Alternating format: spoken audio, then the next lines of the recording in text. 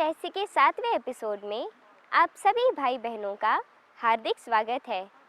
आज के इस एपिसोड में परमात्मा स्थिर प्रज्ञ मनुष्य की बात कर रहे हैं। मनुष्य अपने मन को शांत कैसे रखे, निर्णय शक्ति कैसे बढ़ाए, ईर्ष्या, द्वेष, राग व आसक्ति से मुक्त कैसे बने। इस एपिसोड में हम यही जानकारी देने जा रहे हैं। हम श्रीमद् भगवत गीता के स्थिर बुद्धि विषय पर आगे बढ़ रहे हैं। भगवान ने अर्जुन को माध्यम बनाकर जो ज्ञान समस्त मानव मात्र के लिए दिया है वो सभी के लिए परम कल्याणकारी है, जीवन में धारण करने योग्य है। हमारी बुद्धि हमारे लिए सबसे सुंदर सर्वश्रेष्ठ पात्र है। पात्र माना वेसल, बर्तन। इस बर्तन में ही हम सब कुछ रखते हैं। ये हमारी बुद्धि थर्ड आई ऑफ विजडम भी है, ज्ञान का तीसरा नेत्र। और ये बुद्धि हमारी धारणा शक्ति भी है, ग्रहण शक्ति भी है। हम जो कुछ ग्रहण करते हैं, जो धारण करते हैं, वो इस बुद्धि में ही आता है। हम एक बात को जान लें कि ये बुद्धि ब्रेन नहीं है। ब्रेन एक अलग चीज है, शरीर का अंग है, जिसकी तुलना हम आजकल के सुपर कंप्यूटर से कर सकते हैं। ब्रेन सुपर कंप्यूटर है और बुद्धि और मन उसको ऑपरेट करने वाले हैं। तो बुद्धि एक अलग शक्ति है और ब्रेन एक अलग शक्ति है। हम अपनी इस बुद्धि रूपी बर्तन को जितना स्वच्छ करेंगे उतना इसमें अच्छा अच्छा माल भर सकेंगे। सब जानते हैं, अगर हमारा बर्तन साफ सुथरा ना हो, हम उसमें दूध, भोजन, खाने की चीज़ें नहीं डालते। हमारी बुद्धि में भी अच्छी अच्छी चीज़ें तब धारण होंगी जब हम इसको स्वच्छ रखेंगे। आज के मनुष्य ने गलती कर दी, अपनी बुद्धि को मैला कर दिया है, उसमें गंदगी भर ली है। तो भला उसमें अच्छी चीज़ें कैसी भरी जाएंगी? वो ठहरेंगी ही नहीं। बुद्धि इतनी रिफाइन चीज है, इतनी सूक्ष्म ये शक्ति है, वस्तु है कि यदि इसमें गंदगी भरी होगी तो अच्छाइयाँ इसमें ठहरेंगी नहीं। इसलिए हम अपनी बुद्धि को शुद्ध करते चलें, स्वच्छ करें। जो गंदगी आज तक हमने इसमें भरी है उसको निकाल फेंकें, पवित्रता को अपनाएं, तो हमारी बुद्धि बड़े बड़े चमत्कार करेगी। आप अनुभव करेंगे जीवन में कुछ भी पाना, किसी भी योग्यता को बढ़ाना, सफलता के चरम लक्ष्य पर पहुंचना बिल्कुल कठिन नहीं होगा। तो फिर से हम चर्चा कर रहे हैं स्थित प्रज्ञ मनुष्य की। योगियों के लिए ये बात तो बहुत इम्पोर्टेंट है ही, लेकिन जनसाधारण के लिए भी ये बात उतनी ही उपयोगी है। किसी भी क्षेत्र में काम करने वाला मनुष्य यदि अपने मन को और अपनी बुद्धि को स्थिर करना जान ले तो बस सहज उसे कर्मों में सफलता प्राप्त होगी। मन और बुद्धि के समन्वय को जानने के लिए एक सूक्ष्म रहस्य हमें जानना चाहिए, और ये रहस्य हम अपनी चर्चाओं में कई बार वर्णन करेंगे क्योंकि बहुत इम्पोर्टेंट है, किसी से ये मिस न हो जाए।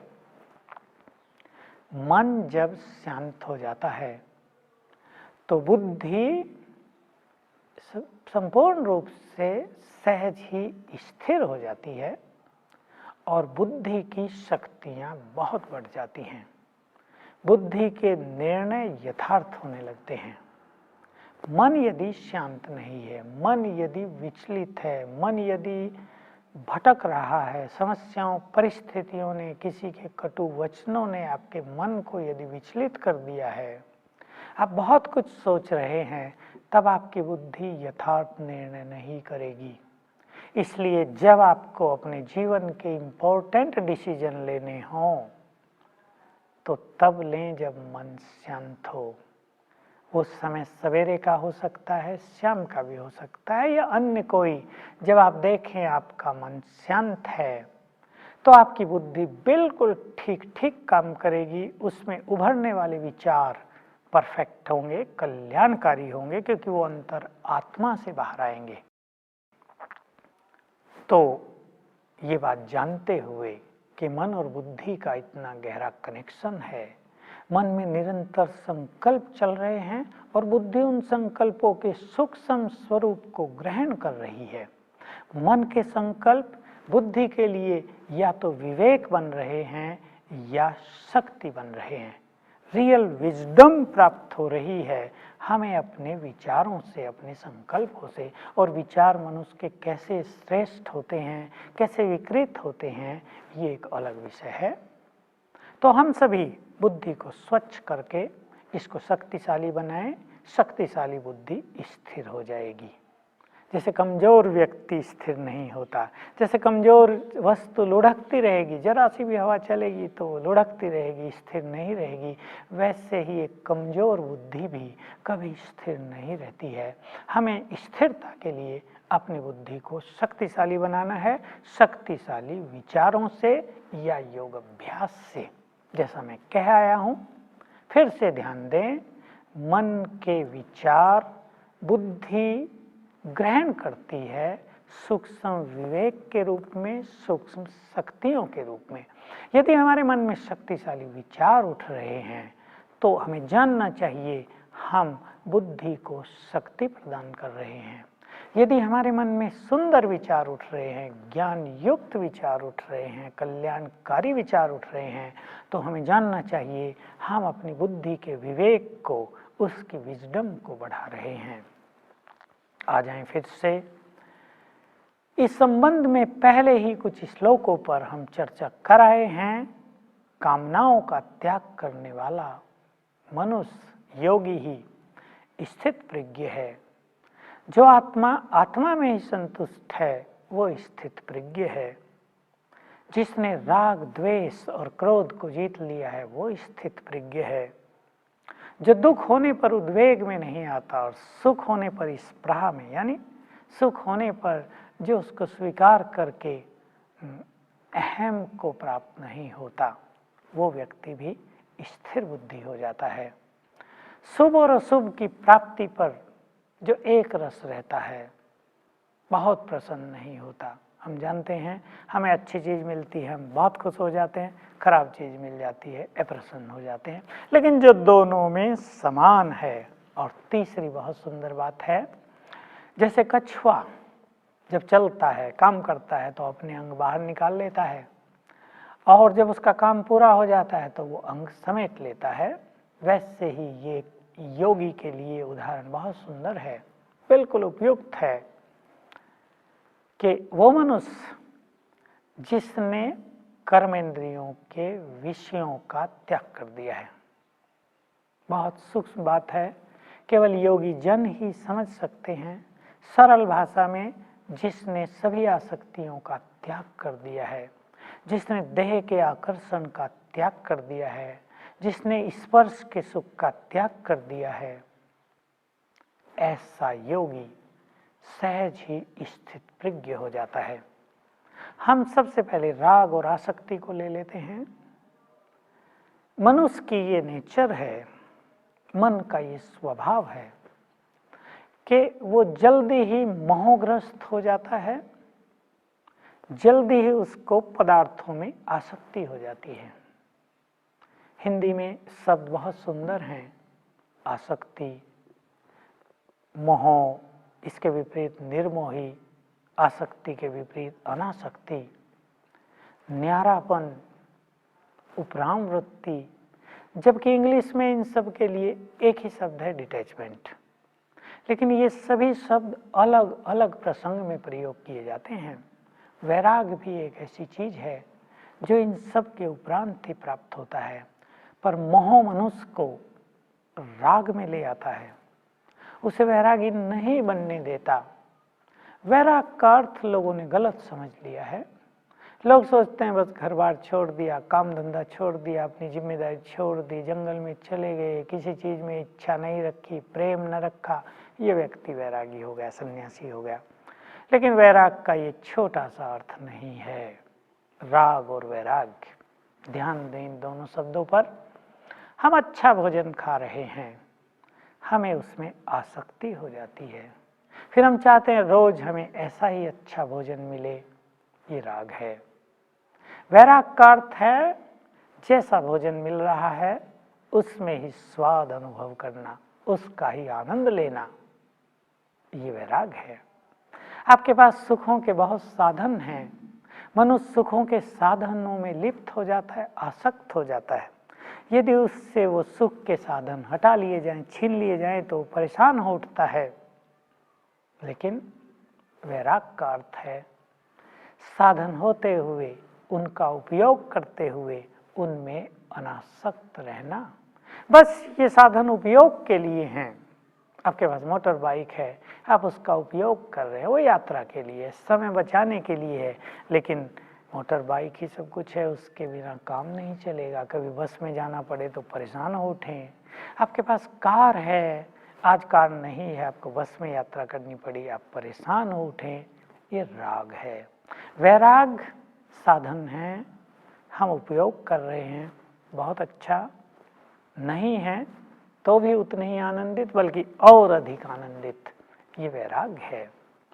साधनों का, भोजन का, वस्त्रों का, सुखों का उपभोग करते हुए उनमें राग न ले आना, उनमें अनासक्त रहना और इस भावना से उनका प्रयोग करना कि केवल ये शरीर की तृप्ति के लिए हैं, इसमें आत्मा की तृप्ति नहीं होती है, वैराग कहलाता है।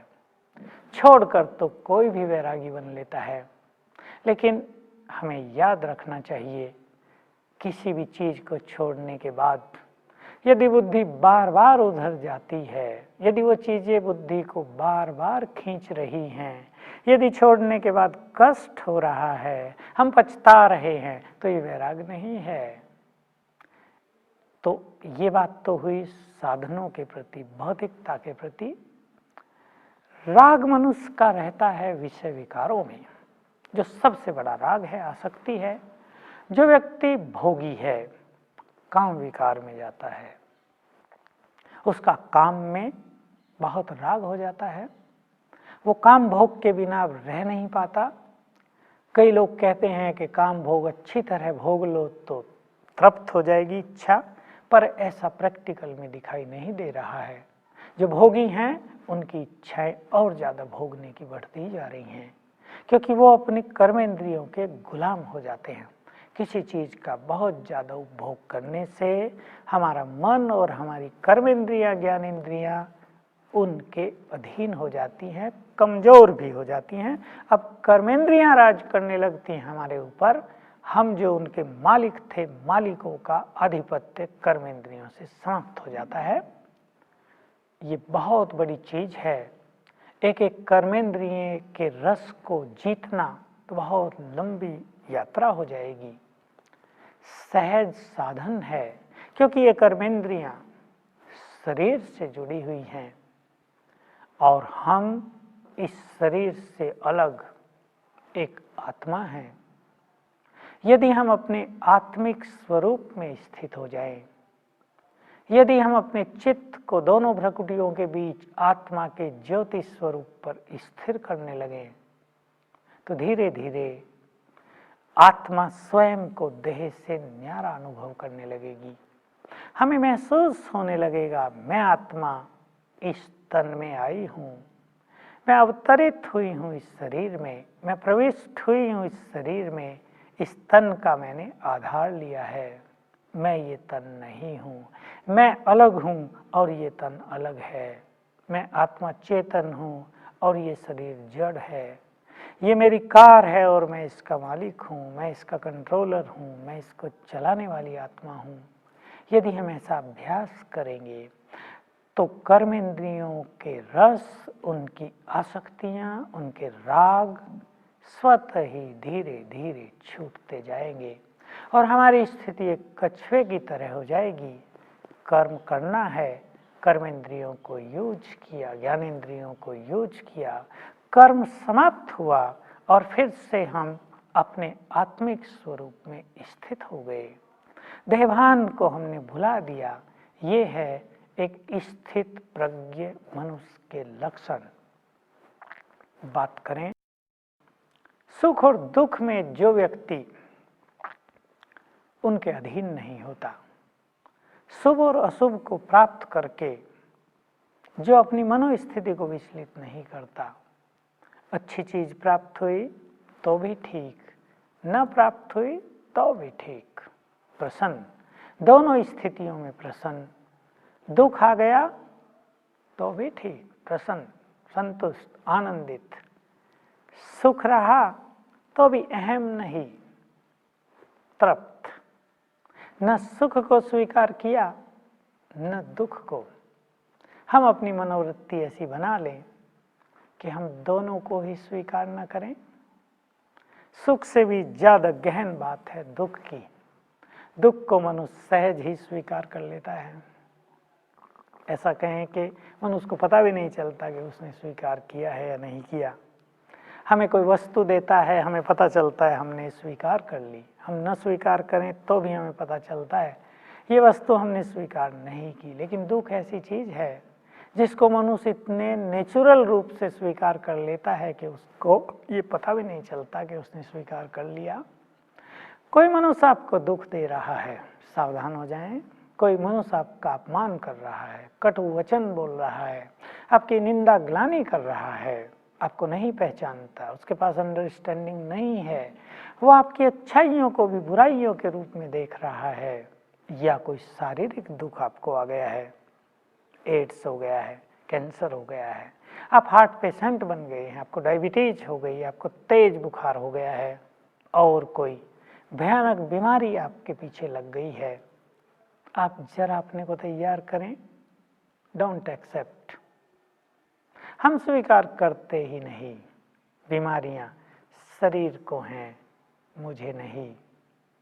मैं आत्मा हूं, सुख के सागर परमात्मा की संतान हूं। दुख हरता परमात्मा की संतान, मैं आत्मा सुख स्वरूप हूं। इस फीलिंग में आ जाएं। सुख मेरा नेचुरल स्वरूप है, मैं दुखी क्यों हूं? क्यों ना मैं अपने सुख में रहूं। जैसे एक व्यक्ति के पास सुंदर मकान हो, वो कभी सोचेगा कि मैं मकान से बाहर रहूं? वो तो सोचेगा ना, मेरा मकान है, मैं अपने मकान में रहूं। सर्दी पड़ रही है, गर्मी, बरसात मेरा है, मैं इसमें रहूं। सुख भी मेरा स्वरूप है, मैं इसमें रहूं। दुख मेरा स्वरूप है ही नहीं, तो मैं उसमें क्यों जाऊं? ये संकल्प आपको दुखों की फीलिंग से मुक्त करेगा। स्ट्रांग करें आप अपने को, अपने विचारों को पॉजिटिव कर दें। मैं किसी के द्वारा दिया गया दुख स्वीकार क्यों करूं? चैलेंज कर दें, दो आप मुझे दुख, मैं स्वीकार नहीं करूंगा, मैं दुखी होऊंगा नहीं, मैं प्रसन्न रहूंगा। मैं भगवान का बच्चा, भगवान के बच्चे दुखी कैसे हो सकते हैं? जो सबके दुख हरने वाला है, उसके बच्चे भी तो दुख हरने वाले हैं। जो सुखों का सागर है, उसके बच्चे भी तो सुखों का भंडार हैं। हम सुख स्वरूप हैं, हम सुखी हैं। अपने अंदर रोज ये फीलिंग भरें तो दुखों की फीलिंग समाप्त हो जाएगी। दुख आपसे टकराकर रिफ्लेक्ट होने लगेगा, वापस जाने लगेगा। ऐसा अपने को तैयार करें, अपने विचारों को महान बनाएं, तो आपको दुख दुख नहीं भासेगा। दुख उसे ज्यादा भासता है जो बहुत सेंसिटिव हैं, जो बहुत फीलिंग करते हैं, जो बहुत ज्यादा सोचते हैं। जरा सा बुखार हो गया तो सोच ही रहे हैं, तन के बुखार से ज्यादा मन का बुखार चढ़ गया। इससे आप मुक्त हो जाएं, विचारों को जरा खुला करें। बुखार आया है, जाएगा। डायबिटीज हुई है, जाएगी। अब संकल्प ही ऐसे अच्छे करें, मैं हार्ट पेशेंट हूं ही नहीं, मेरा हार्ट बहुत स्ट्रांग है। ये संकल्प आपको बहुत सुख देगा। तो ऐसा मनुष्य जो सदा समान स्थिति में स्थित रहता है, कुछ मिला तो भी प्रसन्न, न मिला तो भी प्रसन्न, किसी ने महिमा की तो भी ठीक, नहीं की तो भी ठीक, ऐसा स्वयं में तृप्त रहने वाला योगी सहज ही संतुष्ट रहकर स्थिर बुद्धि हो जाता है, स्थित प्रज्ञ हो जाता है। आओ हम सभी भाई बहने स्थित प्रज्ञ होने का अनुभव करें, और आपको अनुभव हो जाएगा कि जैसे जैसे बुद्धि शांत होगी, आपका जीवन परम आनंद से भरपूर होता चलेगा। दुख आपको छू नहीं पाएंगे, छोटी छोटी बात आपको आपसे आपकी शांति छीन नहीं पाएगी। आप शांति के भंडार बन जाएंगे। सुख अविनाशी रूप से आपसे जुड़ जाएगा और आप परमात्मा के बहुत समीप पहुंच जाएंगे। लोग कहेंगे, इनको देखकर लगता है सचमुच ये तो भगवान के बच्चे हैं। स्वीकार है ना? जो व्यक्ति मन व बुद्धि का समन्वय करता है, अर्थात मन को शांत रख फिर बुद्धि से निर्णय करता है, वही व्यक्ति स्थिर प्रज्ञ मनुष्य है। प्रकृति का भी यही सिद्धांत है कि जिसका मन शांत व स्थिर होता है, उसी की बुद्धि एकदम सही व सटीक निर्णय देती है। इसी के साथ हम 7वें एपिसोड के अंत में आ पहुँचे हैं। अब हमें इजाज़त दीजिए। खुदा हाफिज़।